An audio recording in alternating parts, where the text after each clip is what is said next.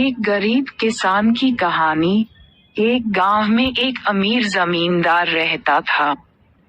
उसे अपने पैसों पर बड़ा घमंड था। जितने अधिक पैसे उसके पास थे, उतना ही वह कंजूस भी था। अपने खेतों में काम करने वाले किसानों से वह खूब काम करवाता, मगर पगार कौड़ी भर भी न देता। मजबूर गरीब किसान मन मारकर उसके खेत में काम करते। उसी गांव में रामू नामक एक किसान रहता था।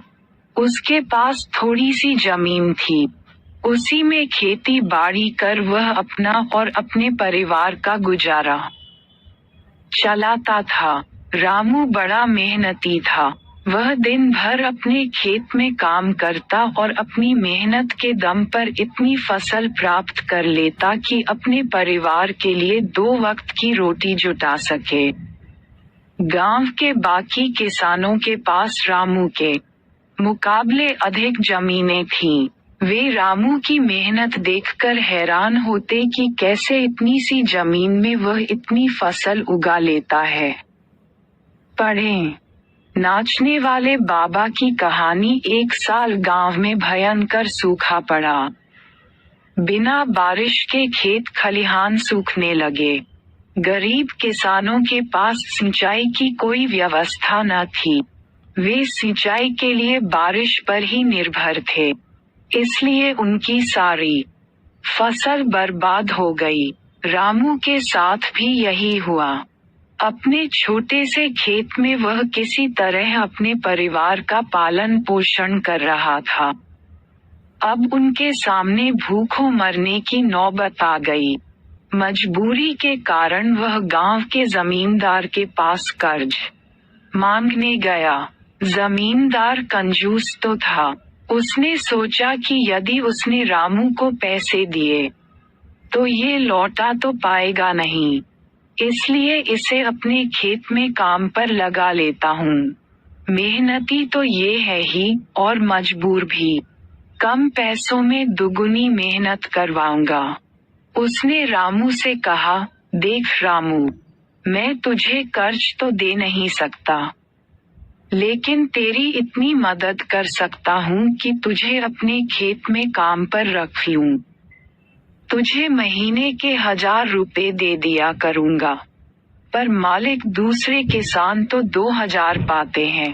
रामू बोला, करना है तो कर, वरना मेरे पास किसानों की कमी नहीं। जमींदार बोला। पढ़ें। ईमानदार लकड़हारा की कहानी। मजबूर रामू क्या करता? हामी भरकर घर लौट आया। अगले दिन से जमींदार के खेत में काम करने लगा। मेहनती तो वह था ही। वह खूब मेहनत और लगन से काम करता। उसने 4 महीने का काम 2 महीने में ही कर दिया। ये देख जमींदार बहुत खुश हुआ, लेकिन इसके मन में मक्कारी जाग उठी। उसने सोचा कि 4 महीने का काम तो इसने 2 ही महीने में कर दिया, क्यों न इसे निकाल दूं? इससे मेरे 2 महीने के पैसे बच जाएंगे।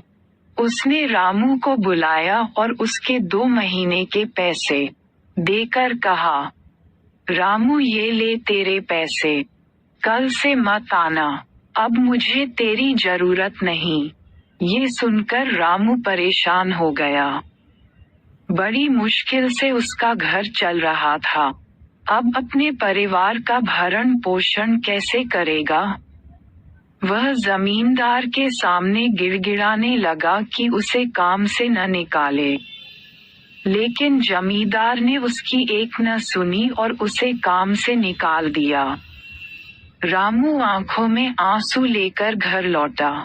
चिंता से रात भर उसे नींद नहीं आई। सुबह उठकर उसने फैसला किया कि वह फिर से जमींदार के पास जाएगा और उससे विनती करेगा कि उसे वापस काम पर रख ले। वह जमींदार के घर के सामने जाकर बैठ गया। सुबह उठकर जाट जमींदार अपने घर से बाहर निकला। तो रामू को घर के सामने बैठा हुआ देखा।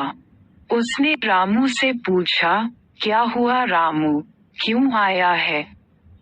रामू जमींदार की पैरों पर गिर पड़ा और गिड़गिड़ाते हुए बोला, मुझ पर दया कीजिए मालिक, मुझे काम पर रख लीजिए, मेरा परिवार भूखा मर जाएगा।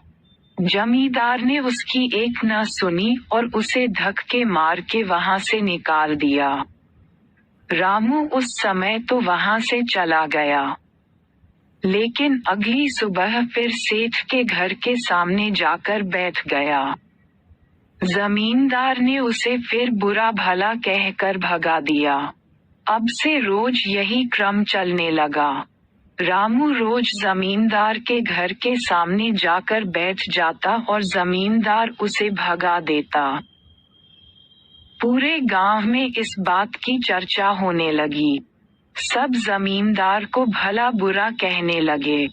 तंग आकर जमींदार ने सोचा कि क्यों ना कुछ दिन परिवार सहित दूसरे गांव चला जाऊं।